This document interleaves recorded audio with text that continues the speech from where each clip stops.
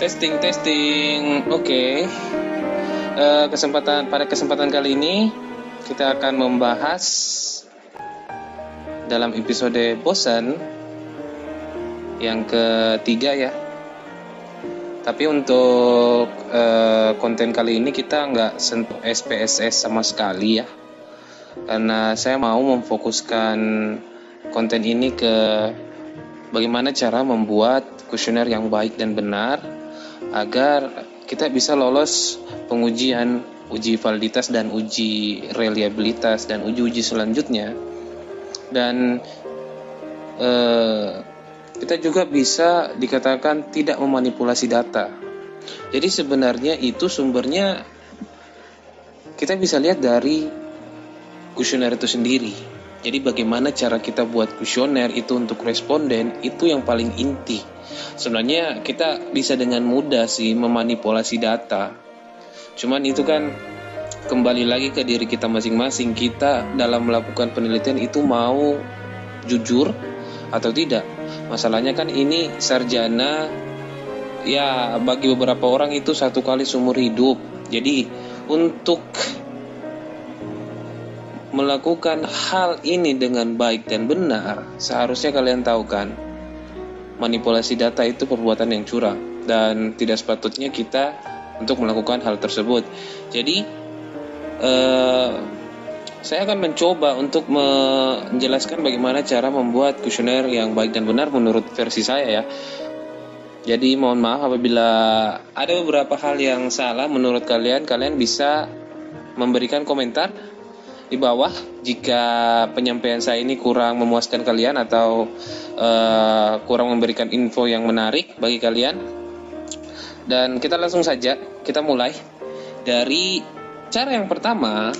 Kita buat instrumen penelitian, angket penelitian, atau yang biasa kita sebut sebagai kuesioner. Nah di sini saya mau kasih contoh dulu. Jadi misalnya di dalam kuesioner itu, judul penelitian yang kita angkat di sini adalah pengaruh stres dan motivasi terhadap prestasi kerja pegawai. Jadi saya fokusnya ke konsentrasi manajemen sumber daya manusia, fokusnya ke jurusan manajemen ya. Judulnya seperti itu yang biasa dipakai, stres atau motivasi, terus prestasi kerja. Karena kenapa saya pilih ini judul? Karena gini, ada beberapa hal yang berbeda di bagian sini untuk variabel stres dan motivasi. Nah, stres ini itu pasti kalau secara teoritis ya pasti dapat menurunkan prestasi kerja, karena ya kita bisa bilang saja kalau semakin stres orang dalam bekerja, otomatis mereka nggak akan fokus dengan pekerjaan mereka. Jadi susah bagi karyawan untuk mendapatkan prestasi kerja jika mereka tidak fokus dalam bekerja.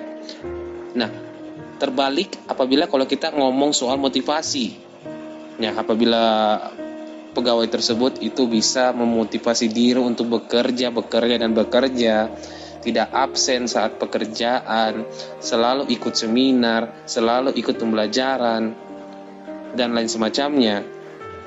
Pasti secara otomatis pegawai tersebut bisa memperoleh suatu prestasi dalam pekerjaannya. Nah, di sini hal yang kita mulai untuk kuesioner itu adalah pertama ya perkenalan diri dulu. Ya seperti membuat surat seperti biasa lah. Kayak saya yang bertanda tangan di bawah ini, nama, standbook, program studi, konsentrasi, PTS atau perguruan tinggi, asal dari mana. Terus kalian bisa isi itu. Terus memohon pakai kata-kata yang membuat responden itu merasa dihormati dan lain semacamnya, karena kan yang penting di sini adalah responden itu sendiri. Bagaimana cara kalian mendekatkan diri ke responden itu agar responden ini bersedia untuk mengisi atau menjawab kuesioner yang kita berikan. Jadi di sini kalian bisa lihat otomatis harus judul ya. Kalian sertakan di sini, yaitu pengaruh stres dan motivasi terhadap prestasi kerja pegawai. Misalnya seperti itu.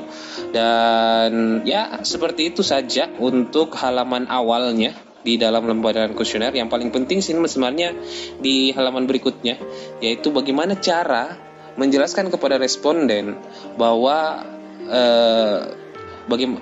pengisian instrumen penelitian atau angket kuesioner ini prosesnya bagaimana. Nah, untuk mengisi identitas di sini kita bisa bilang Bapak atau Ibu cukup mengisi titik atau coret yang tidak perlu. Jadi petunjuk ini penting ya buat responden, biar bagi responden yang baru pertama kali mengisi kuesioner agar lebih mengerti dengan adanya petunjuk ini.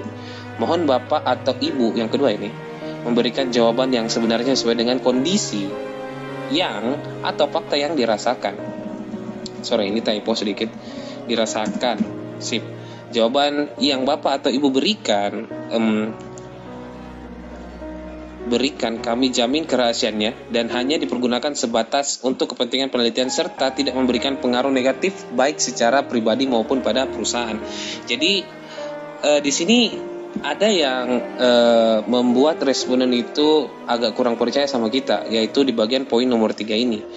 Memang harus kita sertakan ini poin nomor 3, cuman bagi beberapa responden itu agak sulit percaya sama orang yang baru ketemu kan otomatis. Nah, untuk itu rahasia yang kita harus ungkapkan di sini adalah pengetahuan secara umum, jangan terlalu bersifat pribadi. Karena coba kita tempatkan diri kita di responden tersebut. Apabila ketemu sama orang yang baru kita kenal, langsung ditanya soal rahasianya dong. Apakah secara logis kita bakalan jawab rahasia kita? Nggak akan kan? Karena kita belum percaya 100% sama orang baru ini. Jadi usahakan di dalam kuesioner itu kalian bertanya. Kalian mengungkapkan kepada responden itu hal-hal yang umum saja, jangan terlalu bersifat pribadi. Begitu. Nah, berikutnya yaitu berilah tanda X pada kolom sesuai dengan jawaban Bapak atau Ibu atau Saudara dan kemukakan alasan terhadap setiap alternatif pilihan jawaban yang disediakan dalam kuesioner. Di sini saya agak mau revisi di sini bagian sini. Ini tidak ada. Dan kemukakan alasan terhadap setiap alternatif pilihan jawaban yang disediakan kuesioner dalam pertanyaan. Kita hapus yang ini.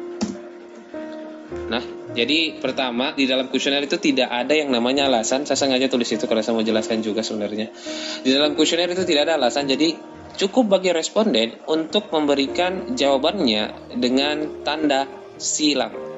Hanya itu saja. Tidak perlu seorang responden itu memberikan alasan lagi kenapa mereka memilih jawaban tersebut. Jadi jawaban-jawaban yang dimaksud di sini adalah 5 ini. Sangat setuju, setuju, netral, tidak setuju, sama sangat tidak setuju. Jadi poin masing-masing yang diperoleh oleh responden itu ada dalam setiap jawabannya. Misalnya dia pilih sangat setuju, dia dapat poin 5. Di sini juga dijelaskan bahwasanya dia pilih setuju, dia bakalan dapat 4 dan seterusnya. Nah, kita mulai hal yang paling penting dalam kuesioner kita, yaitu identitas responden. Nah, di sini yang saya bilang bahwasanya kita harus memberikan pertanyaan atau membuat list yang akan diisi sama responden itu jangan sampai terlalu bersifat pribadi. Misalnya kayak saya pernah lihat kuesioner itu yang isinya dia bertanya sampai belum kawin atau sudah kawin. Nah, itu pertama informasinya buat apa? Belum kawin atau sudah kawin. Itu pertama dulu, tujuannya bertanya soal itu untuk apa. Terus ada lagi yang sampai bertanya tentang pendapatan secara pribadi. Dan yang paling sering dilakukan oleh peneliti adalah bertanya soal nama. Kenapa enggak sekalian nomor telepon saja kalian tanya? Karena gini, di dalam identitas responden itu sebenarnya dalam kuesioner itu tugasnya kita itu cuma mensurvei apa yang sebenarnya lekat dengan judul yang kita angkat, variabel yang kita angkat. Jadi di identitas responden itu kita harusnya fokusnya di situ saja dong, jangan melenceng ke hal-hal yang seperti kayak status pernikahan, pendapatan, nama. Nama itu tidak mencerminkan sesuatu. Jangan sampai misalnya kalian pikir kalau namanya Albert itu akan beda pendapatnya dengan namanya nama orang lain lagi. Jadi tidak ada hubungannya sama sekali itu nama sebenarnya. Jadi menurut saya nama itu seharusnya tidak usah dicantumkan, karena pertama itu bersifat pribadi sekali.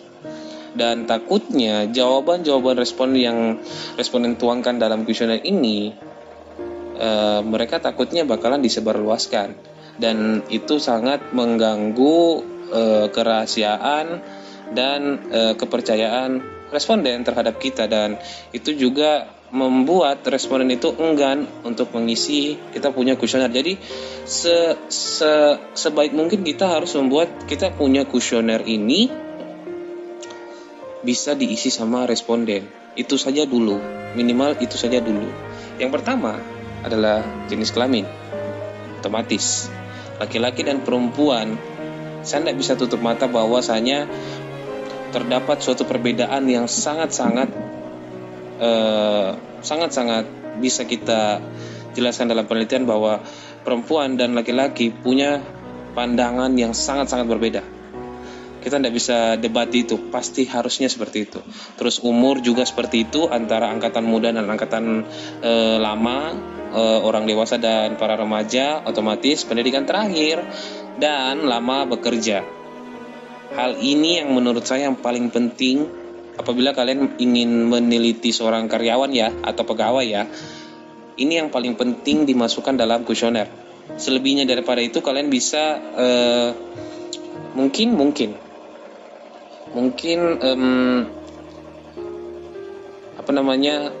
memasukkan jabatannya. Ya, menurut saya tidak apa-apa, karena biasa dalam pegawai dan karyawan kan mempunyai tugas yang beda-beda, dan memberikan atau menambah list jabatan itu bisa membuat suatu pandangan tersendiri dalam kita punya penelitian, bahwa yang paling banyak menjawab kita punya kuesioner itu di jabatan mana, sehingga jawaban-jawaban dari responden ini melenceng atau memfokuskan kepada jabatan tersebut. Biasa seperti itu. Semakin banyak misalnya jabatan operasional, misalnya jabatan operasional yang paling banyak jawab kuesioner kita. Jadi kebanyakan tanggapan responden itu berasal dari operasional. Berarti pengalaman yang diberikan oleh karyawan-karyawan operasional itu semua tertuangkan di dalam kita punya penelitian. Saya seperti itu. Jadi itu sangat penting juga buat kuesioner kita. Tapi kalau semisal hanya cukup atau sudah cukup dengan 4 list ini, seharusnya nggak usah ditanyakan lagi, ditambah lagi. Cukup 4 ini aja dulu. Karena semakin banyak identitas yang kita kuak di sini, itu akan membuat seorang responden itu agak risih dengan kuesioner kita. Oke, lanjut. Sekarang kita buat intinya, yaitu daftar pernyataan. Daftar pernyataan atau pertanyaan di dalam kita punya kuesioner. Jadi otomatis buat dulu seperti ini, kayak bagian B, karena kan bagian A tadi identitas responden, bagian B daftar pernyataan atau kuesioner. Nomor 1, tabel daftar pernyataan stres kerja. Stres kerja ini anggap kita ini variabel X1 kita. Oke. Jadi cara buat seperti ini sebenarnya gampangnya itu kita bisa buat dari sini sih. Dari Excel sih, kalian bisa buka Excel, paling gampang sekali sebenarnya. Tinggal buat nomor, terus pernyataannya, terus jawabannya.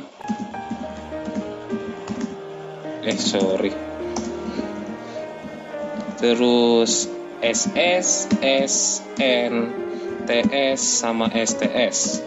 Nah, kita buat seperti ini dulu. Kenapa mesti kayak begini? Karena nanti ini kita mau merger, biar terkesannya itu SSN, STS. STS itu merupakan pilihan dari atau kolom dari jawaban. Ini juga kita merger biar agak terlihat bagus kelihatannya. Dan nomor kita bisa buat sini kayak 1, 2, 3, 4, 5. Cuman kita buat ini dulu. Kita buat kotak dulu biar agak kelihatannya agak lebih bagus. Terus yang ini sebenarnya agak, yang untuk nomor atau item ini sebenarnya bisa seperti ini. Kalau menurut saya lebih bagus ya, ada pilihan yang lebih baik, itu disertakan dia punya indikator. Biar kenapa? Responden bisa tahu yang sebenarnya kalian tanya ini bertemakan apa, biar lebih jelas.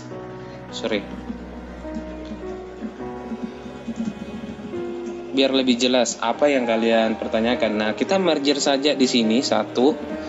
Misalnya di dalam variabel stres kerja itu kita memiliki ada 5 indikator. Nah, kita bisa ambil itu indikatornya dari bukunya Anoraga, kalau nggak salah. Bukunya Anoraga itu yang judulnya Psikologi Kerja, itu kalau nggak salah tahun 2014 itu. Jadi masih bisa itu dipakai, karena biasanya kan dalam setiap aturan kampus itu kalian harus mencari referensi atau buku yang 10 tahun ke belakang. Jadi misalnya kan 2021 sekarang, berarti batasnya itu 2011. Bukunya Anoraga tahun 2014 masih bisa masuk sebagai pacuan teori kita dalam mengambil indikator. Jadi kenapa mesti ada indikator? Itu yang jadi pertanyaannya. Ya, itu kembali lagi agar responden itu paham apa yang sebenarnya kalian coba untuk tanyakan kepada mereka-mereka ini. Jadi misalnya gini, di dalam 5 indikator itu kan pasti otomatis ada pokok yang mesti kita bahas. Nah, pokoknya itu apa? Yang ingat saya untuk bukunya Anoraga, di situ disebutkan untuk stres kerja ada 5 indikator kalau tidak salah. Indikator intimidasi. Kita tulis dulu di sini indikator.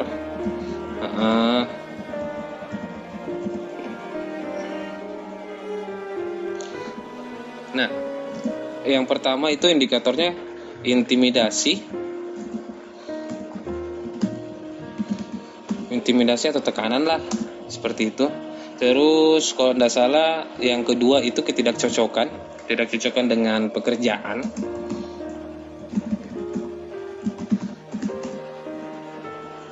Anggaplah begini, ketidakcocokan. Terus yang ketiga bagaimana bahayanya itu dalam bekerja. Indikatornya itu pekerjaan yang berbahaya kalau tidak salah, pekerjaan yang berbahaya. Jadi kalian bisa cari-cari indikator ya. Ini dalam stres, jadi banyak itu variabel-variabel yang mempunyai indikator masing-masing. Jadi saya jelaskan dulu sebenarnya apa sih sebenarnya ini indikator. Indikator itu merupakan suatu pengukuran yang digunakan untuk mengetahui seberapa jauh pandangan seseorang atau masyarakat terhadap variabel yang kita teliti sebenarnya. Jadi dalam indikator ini kita bisa tahu stres kerja dalam seseorang itu bagaimana. Seperti itu. Harapan, kalau nggak salah harapan yang tidak realistis ya, yang tidak sesuai lah. Jadi ini indikator saya ulang lagi, indikator biar kita bisa membuat responden itu yakin dengan apa yang mereka jawab, lebih yakin dengan apa yang mereka jawab. Nah, ini kita bisa copy saja kalau sudah jadi begini. Cuekin saja masalah huruf besar kecilnya itu gampang sekali kita ubah, nanti di Word saja kita ubah. Sebenarnya ada rumusnya sih dalam Excel, cuman ya. Nah, kalau sudah begini kita ganti hurufnya sesuaikan dengan apa yang kita sudah. Terus kita ganti hurufnya. Nah, sudah. Ini kita fokuskan ini ke huruf besar saja, yang ini. Huruf besar, uppercase, dan jadi selesai. Untuk pertanyaannya itu sendiri, nah di sini yang paling penting sebenarnya kita mau fokuskan dulu ke pertanyaannya dulu, di mana pertanyaannya akan menjadi hal yang paling krusial dalam kita punya penelitian. Sebenarnya gini. Nah, tujuan kalian apa dulu ini? Pertama, tentukan tujuan kalian dulu. Pertama, kalau misalnya judul yang kita bawakan itu agak bertolak belakang antara variabel X1 dengan X2 seperti yang saya bawakan di sini, stres dan motivasi itu bertolak belakang sekali. Jadi harusnya kalian bisa fokus kepada hal yang positif. Hal yang positif saja dulu. Anggaplah misalnya stres kerja, kalian harus berpikir secara positif atau menganggap atau mencari tahu responden tersebut apakah dia mengalami stres atau tidak dengan cara misalnya intimidasi. Kita buat kata-katanya seperti ini. Misalnya itu dibutuhkan adanya kata-kata pertama menurut saya, jadi anggaplah semisal responden yang membaca ini, jadi otomatis kalau misalnya dia membaca ini dia tinggal jawab. Jadi kayak gini, menurut saya dibutuhkan adanya penekanan kepada pegawai mengenai aturan. Jadi maksudnya ini, apakah dia bakalan setuju dengan pernyataannya ini? Otomatis kalau kita tulis seperti itu, dia pasti kan bilang tidak setuju. Misalnya kayak menurut saya harus ada penekanan kepada pegawai mengenai aturan yang ada. Ya, misalnya seperti ini.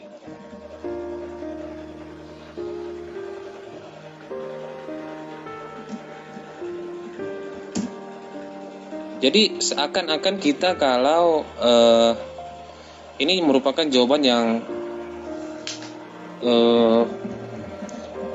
bertujuan untuk mengetahui tingkat stres dari si pegawai atau si karyawan itu tersebut. Entah mereka nanti mau jawabnya sangat tidak setuju atau setuju, itu urusan belakang. Yang penting kita di dalam kuesioner kita harus memancing responden agar menjawab sesuai dengan konsep dari kita punya kuesioner otomatis. Dan yang kedua, untuk ketidakcocokan otomatis kayak membuat atau kesannya itu seperti bahwa kecocokan itu tidak perlu di dalam pekerjaan. Jadi ya kita bisa bilang di sini, menurut saya kecocokan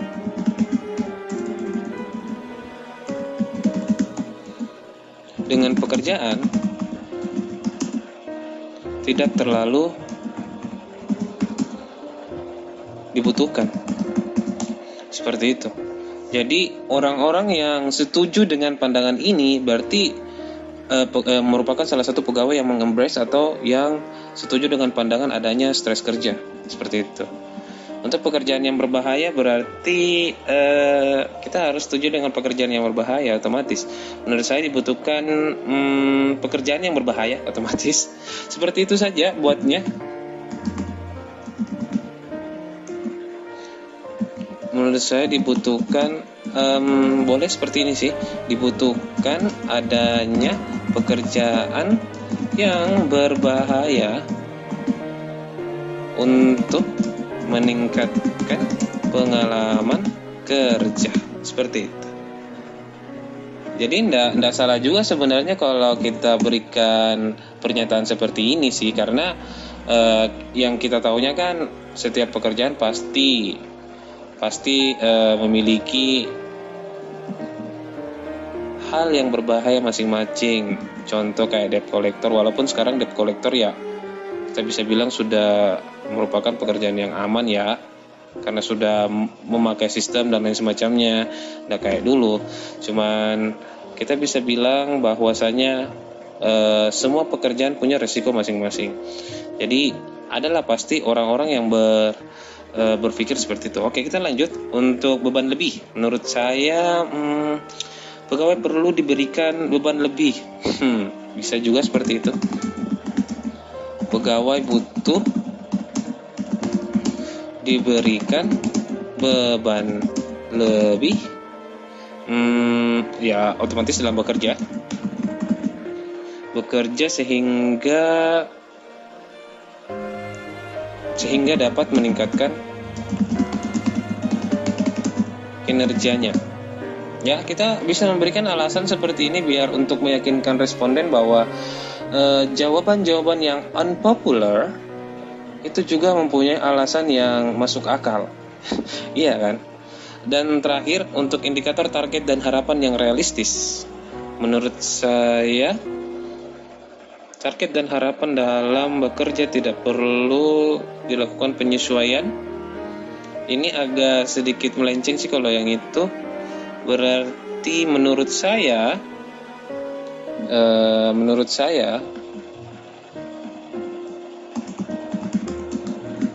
target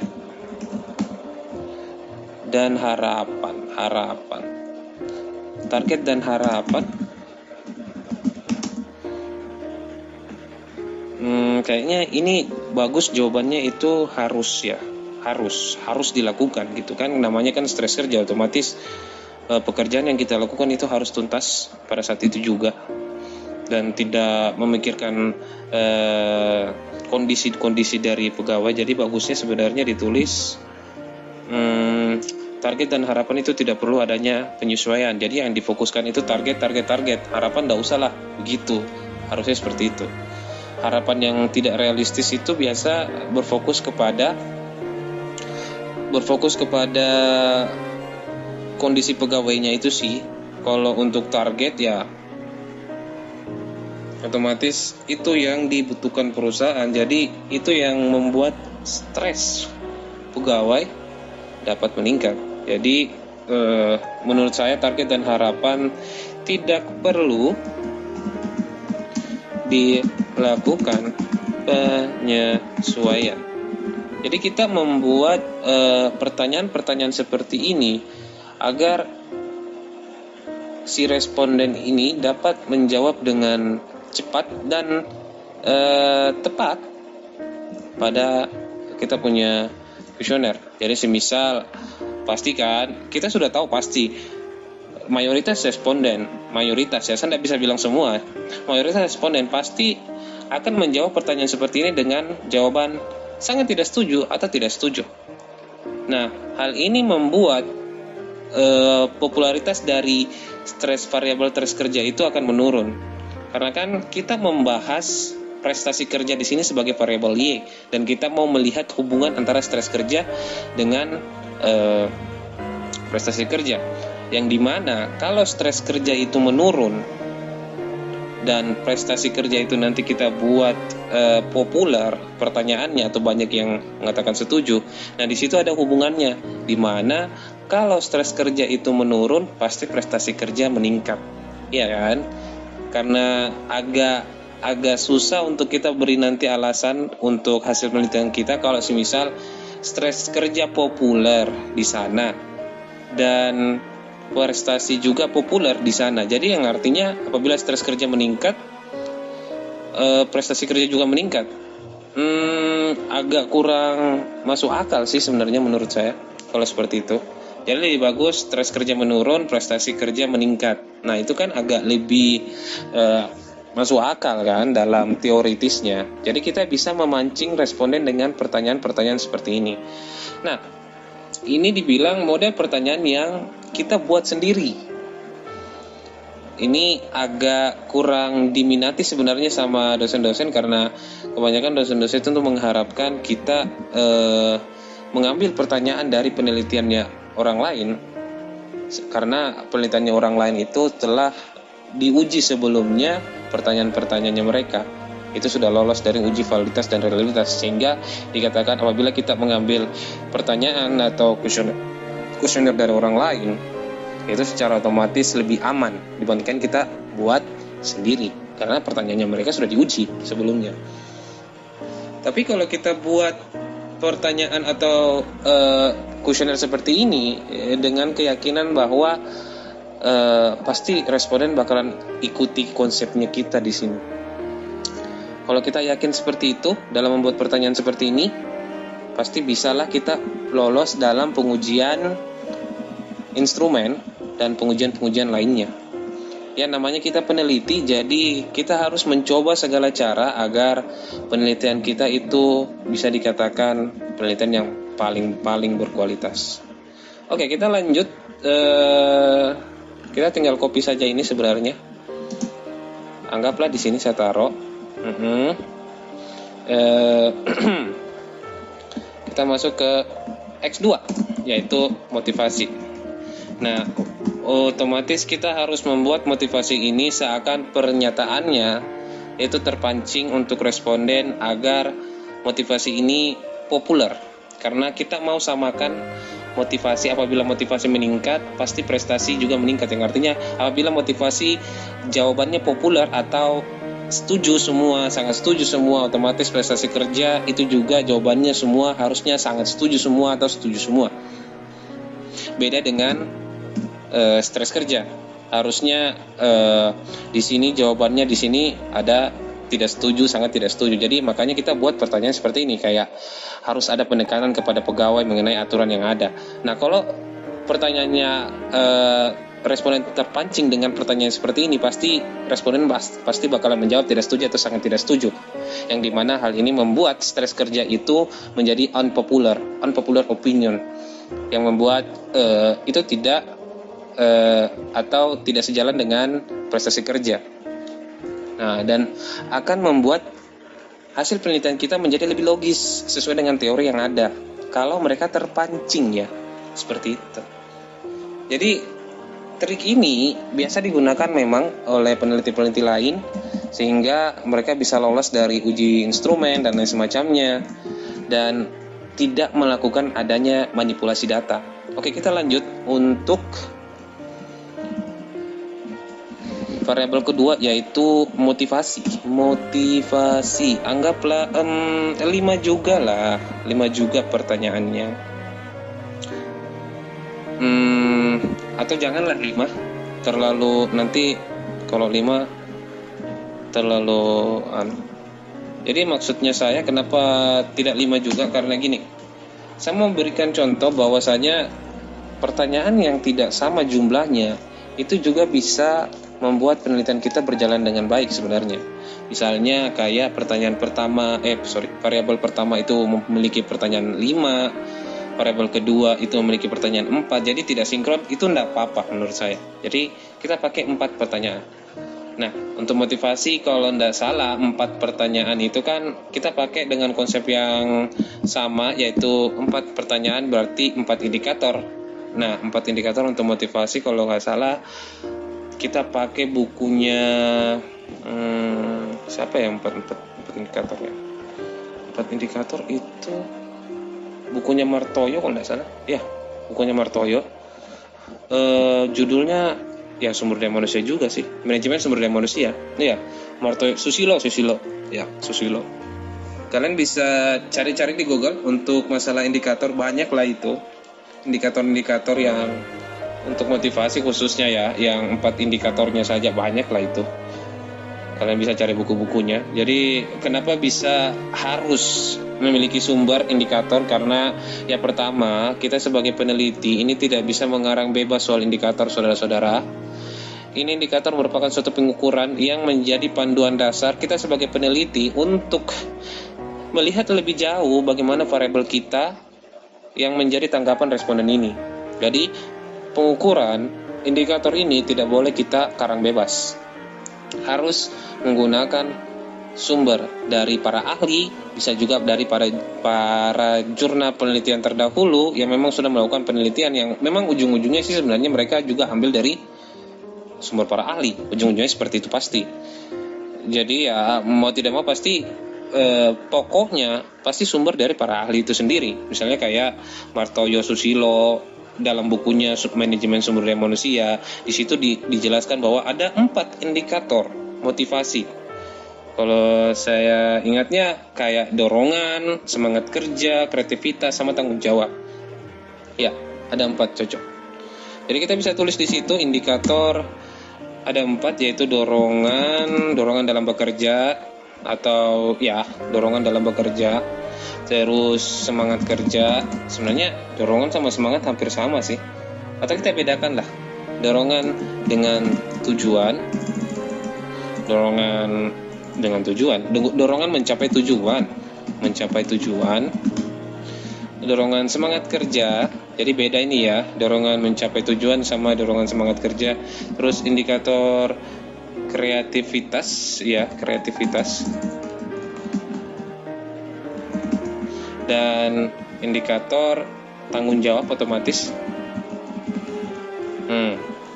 Nah, di sini kita harus membuat kuesioner itu menjadi jawaban yang populer, atau kebanyakan responden itu menjawab sangat setuju atau setuju, sehingga nanti rencananya kita juga untuk prestasi seperti itu. Jadi ya buat seperti itu saja, yang gampang dipahami sebenarnya sama responden, seperti kayak untuk dorongan ya pegawai bekerja dengan giat untuk mencapai atau memenuhi kebutuhan hidupnya, bisa seperti itu kawan-kawan. Kayak pegawai bekerja dengan giat untuk dapat memenuhi kebutuhan hidupnya. Nah, ini bisa kita pakai. Terus untuk semangat kerja, kenapa pegawai itu semangat dalam bekerja? Karena otomatis hidupnya ditanggung sama perusahaan dan lain semacamnya. Berarti kita bisa buat di sini kata-kata dasarnya dulu kita buat ya, bahwasanya dengan bekerja di PT XYZ maka pegawai merasa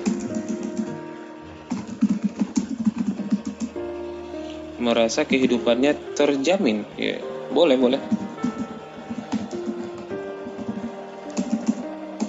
Terjamin. Jadi seperti itu saja sebenarnya. Terus habis itu kita tambahi kata-kata awalnya. Ini bisa sebenarnya menurut saya, menurut Bapak dan Ibu, bisa juga seperti itu sih. Cuman ya hati-hati saja tambahi kata-kata seperti ini ya. Menurut saya, pegawai bekerja dengan giat untuk memenuhi kebutuhan hidupnya. Menurut saya kayak gitu. Menurut saya, dengan bekerja di PT XYZ maka pegawai merasa kehidupannya terjamin. Terus indikator kreativitas menurut saya, ya itu lagi otomatis kan kreativitas itu kayak ide, gagasan, ya kan. Ya menurut saya pegawai merasa ide atau gagasannya itu dapat diterima oleh atasan.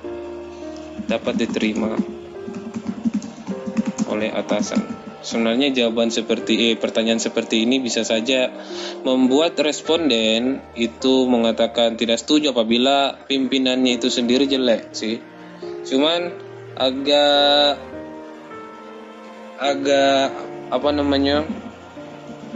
jarang lah atasan-atasan yang melakukan tindakan buruk terhadap kreativitas atau ide baru untuk perusahaan ataupun instansi. Jaranglah pemimpin seperti itu yang menolak gagasan atau ide baru dari pegawainya, jaranglah. Pasti atasan yang baik itu atasan yang menerima semua gagasan dan ide.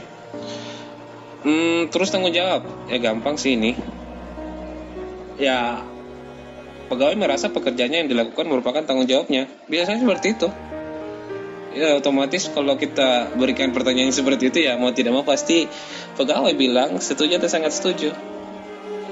Pekerjaan yang dilakukan oleh pegawai merupakan suatu tanggung jawab.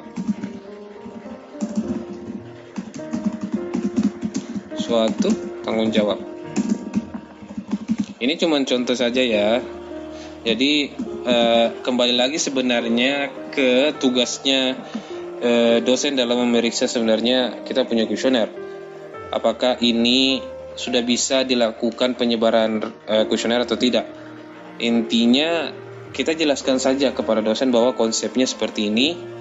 Apabila ada kata-kata yang lebih atau ada kata-kata yang kurang, itu tugasnya mereka untuk merevisi yang mana. Jadi jangan kaget dengan apa yang akan terjadi terhadap kuesioner Anda sekalian.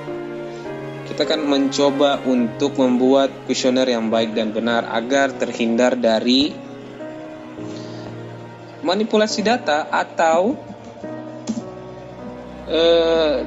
tidak lolos pengujian. Jadi dengan memiliki konsep tertentu pada kita punya kuesioner, itu membuat responden juga tertarik sebenarnya dalam mengisi kita punya kuesioner.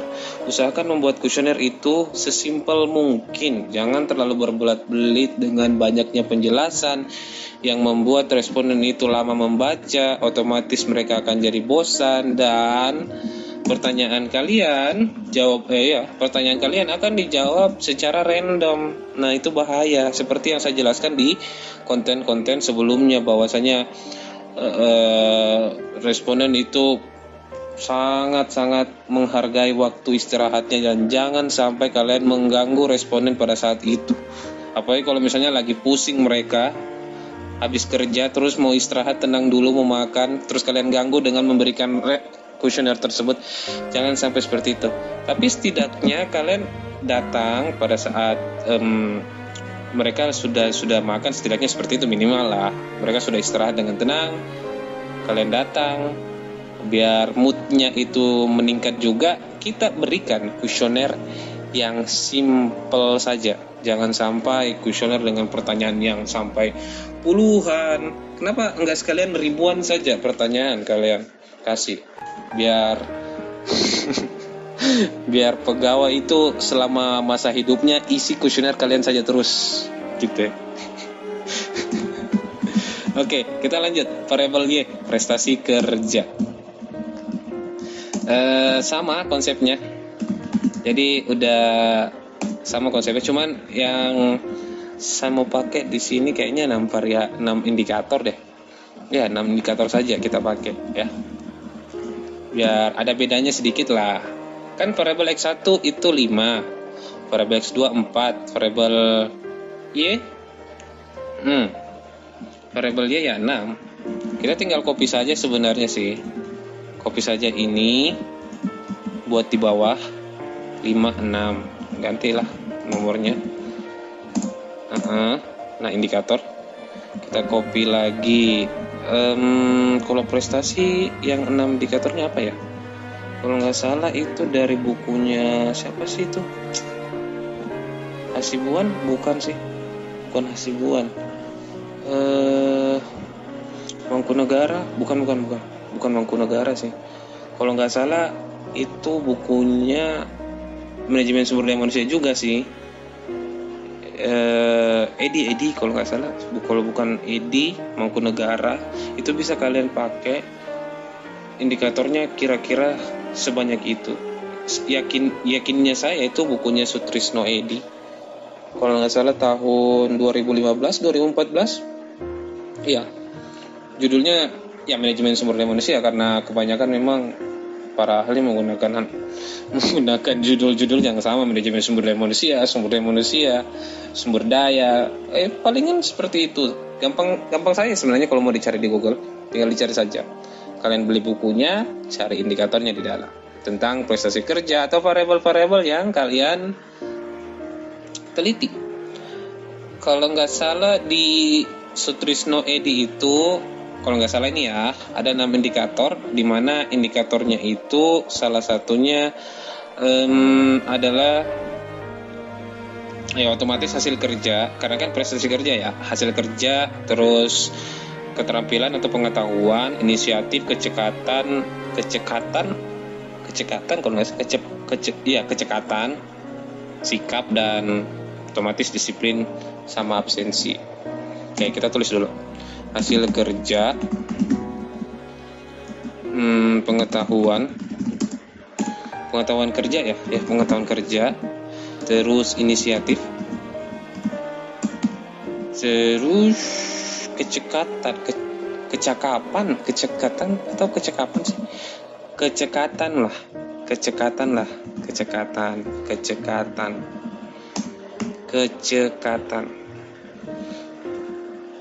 Yang muncul di pikiran gue pertama sih kecekatan. Bukan kecakapan. Harusnya sih kecakapan sih, tapi biarlah, gak apa-apa, kecekatan. Ini contoh saja ya guys, maaf kalau salah. Sikap sama disiplin sama waktu. Disiplin dan absensi. Nah, ini konsepnya sama dengan motivasi tadi ya. Jadi kita harus membuat prestasi ini memiliki pertanyaan yang dapat memancing responden agar mengeluarkan opini yang populer, yaitu setuju atau sangat setuju. Karena kita mau samakan jawaban untuk prestasi dengan motivasi kerja. Jangan sampai sama jawabannya ini dengan prestasi kerja, karena pasti bakalan setengah mati kalian jelaskan hubungannya. Kenapa kok stres kerja kebanyakan orang menjawab setuju dan prestasi kerja juga menjawab setuju lah. Yang artinya kalau meningkat stres kerja, meningkat juga dong prestasi kerja. Mampus dah. Kalau di dosen bertanya seperti itu, mampus. Jadi nanti kan kalian dalam skripsi itu akan menjelaskan bagaimana jawaban sangat setuju itu berapa orang yang pilih, setuju berapa orang untuk pertanyaan pertama, kedua, ketiga, dan lain semacamnya. Setidaknya lah kalian membuat kuesioner kalian itu dijawab dengan mudah oleh responden, atau terpancing, atau membuat responden terpancing dengan mudah. Kita seperti memainkan tanggapan responden itu sendiri sebenarnya dalam sini. Ini triknya saja. Oke, hasil kerja berarti pekerjaan.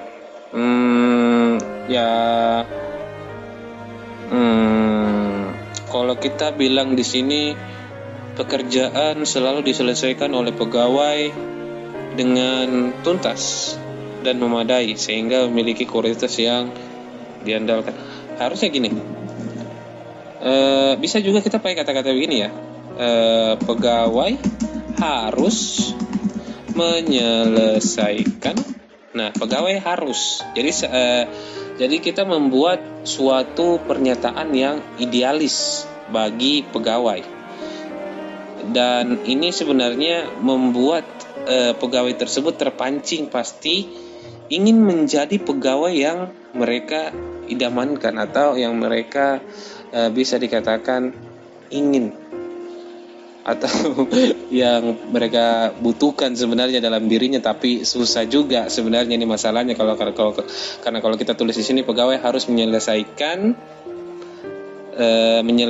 tugasnya dengan tuntas dan memadai, misalnya gitu, memadai sehingga memiliki kualitas yang dapat diandalkan.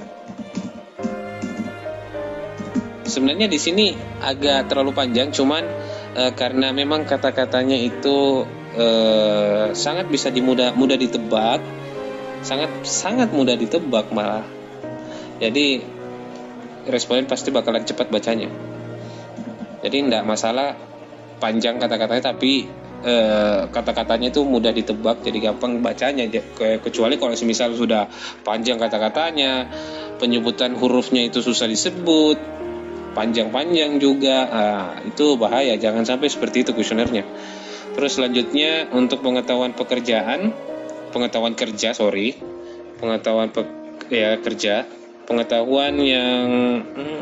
yang pegawai miliki sesuai dengan SOP perusahaan, boleh, itu juga boleh masuk. Pegawai, kita buat kata-katanya seperti ini. Jadi harus template ya, karena ini kan kita harus membuat responden itu kayak merasa bahwa pertanyaannya satu konsep, memiliki konsep yang sama. Jadi kalau semisal saya jawab setuju di sini, pertanyaan kedua pasti jawabannya setuju juga deh. Seperti itu. Jadi saya tidak perlu ganti jawaban di sini. Nah, itu yang kita berusaha membuat responden. Sehingga apabila kebanyakan responden yang menjawab secara konsisten, itu akan membuat pengujian dari uji instrumen itu bisa dilolosi dengan mudah.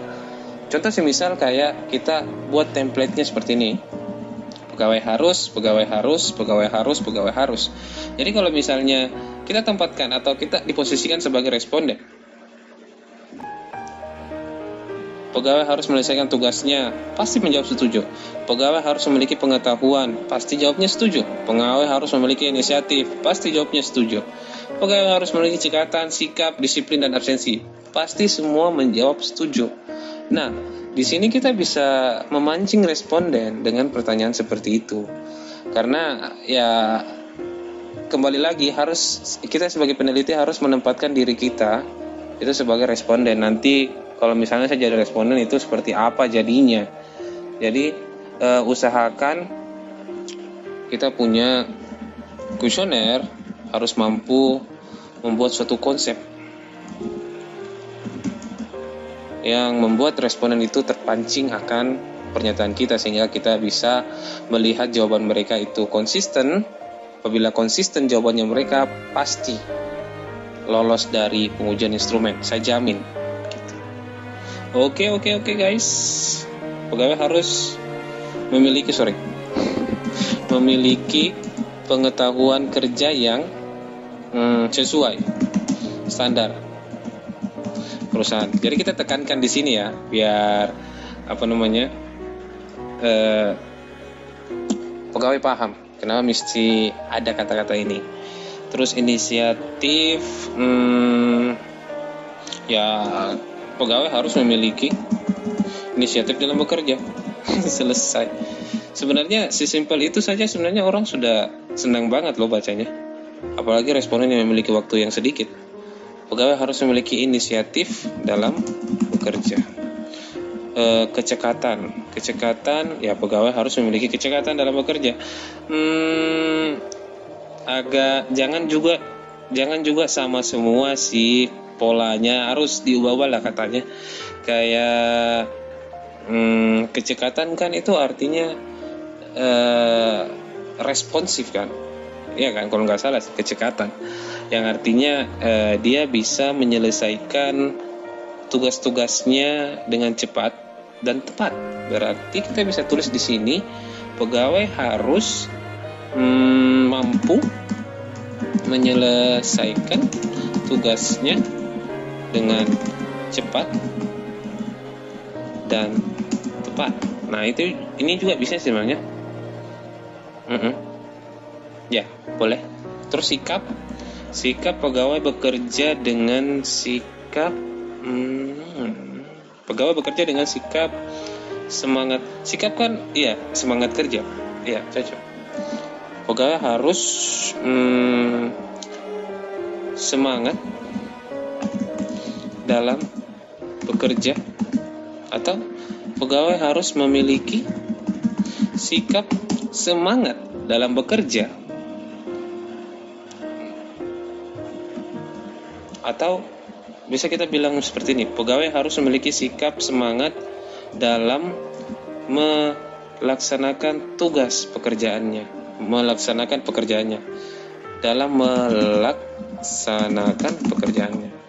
Jadi kita harus tambah embel-embel seperti itu juga sih. Nah kalau untuk disiplin kerja ya gampang sih, ini pegawai harus menyelesaikan pekerjaannya sesuai standar yang telah ditetapkan perusahaan. Karena kedisiplinan itu masalah keteraturan, berarti harus sesuai dengan aturan. Yang artinya yang saya katakan di sini, mereka harus tepat waktu datang ke kantor dan mereka harus memakai atribut yang sesuai dengan apa yang dimaui dalam aturan kantor. Jadi kita tulis saja di sini, pegawai harus menyelesaikan pekerjaannya sesuai standar yang telah ditetapkan perusahaan.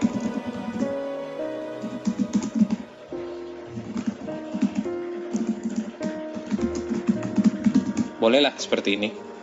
Jadi sepertinya kita sudah selesai membuat kuesioner, guys. Jadi perlu waktu agak lama memang untuk membuat suatu konsep baru sebenarnya dalam kuesioner itu. Jadi inti pokoknya sebenarnya di sini adalah bagaimana caranya kita membuat variabel-variabel pada penelitian ini itu berhubungan, otomatis semua berhubungan dengan memiliki alasan-alasan yang secara logis dapat diterima oleh teori-teori para ahli. Contohnya itu tadi seperti jika stres kerja itu menurun, pasti prestasi kerja akan meningkat. Dan jika motivasi meningkat, pasti prestasi kerja akan meningkat. Jika kalian berhasil memancing responden untuk menjawab sesuai dengan apa yang nanti bakalan kalian maui, otomatis pada hasil penelitian akan kalian bisa jelaskan kepada dosen-dosen, kepada para penguji-penguji tentang hasil yang sejalan dengan konsep kalian, yaitu yang sejalan dengan teori kalian, sehingga apabila kalian menjelaskan ke dosen ada backupnya yaitu sumber dari para ahli. Sumber dari para ahli mengatakan semisal bahwa stres kerja meningkat, pasti prestasi kerja menurun. Stres kerja menurun, pasti prestasi kerja meningkat. Semisal ada para ahli mengatakan seperti itu, kalian bisa ambil sumbernya, bahwa mengatakan bahwa hasil penelitian saya ini sejalan dengan pendapat para ahli. Semisal pendapatnya tadi Anuraga dalam bukunya prestasi kerja, dalam bukunya itu kalau nggak salah psikologi kerja, psikologi kerja, misalnya seperti itu. Kalian ada backup dari para ahli, gitu, oke? Nggak terasa ini sudah hampir 1 jam ya. Oke, sepertinya kesimpulan dari konten kali ini adalah, pertama, kita sebagai peneliti itu dalam mendapatkan sarjana itu 1 kali, bagi beberapa orang ya itu 1 kali. Jadi otomatis usahakan kalian melaksanakan penelitian kalian itu secara jujur dan menghindari adanya manipulasi data dan lain semacamnya. Walaupun itu agak sulit ya, serius agak sulit sekali dengan banyaknya pengujian, tapi ada kalanya kita berusaha dulu. Awalnya kita berusaha dulu, belajar dulu dari awal hingga akhir, sehingga merasa sepadan dengan ini, bahwa dalam penelitian saya itu saya sudah semaksimal mungkin dalam melakukan penelitian. Karena kalau manipulasi sebenarnya biar anak SMA juga sebenarnya bisa loh lakukan seperti ini. Terus apa bedanya seorang mahasiswa dengan anak SMA? Serius, saya pernah lihat anak SMA, tugasnya sekarang itu membuat proposal. Serius, anak SMA sekarang tugasnya itu membuat proposal, sama kayak kalian yang semester 7 sampai semester 8. Jadi kalau kalian sebagai mahasiswa itu ya ujung-ujungnya manipulasi data juga, ya sama saja. Bedanya kalian dengan anak-anak SMA, anak-anak SMP. Jangan sampai anak SMP juga pernah membuat proposal, pernah membuat skripsi. Jangan sampai. Jadi bukannya saya mau merendahkan untuk bagaimana, cuman kalian sebagai mahasiswa kan harus berusaha dulu. Nggak ada salahnya juga kan, ya walaupun memang agak susah, tapi ya berusahalah selagi bisa. Itu aja sih pendapat gue untuk konten kali ini. Oke? Sekian dari saya. Sepertinya sudah tidak ada lagi yang bisa saya jelaskan untuk kesempatan kali ini dalam membahas kuesioner pada konten kali ini, konten bosan yang ketiga atau episode yang ketiga. Oke, guys, sekian dari saya. Putra pamit dan dadah.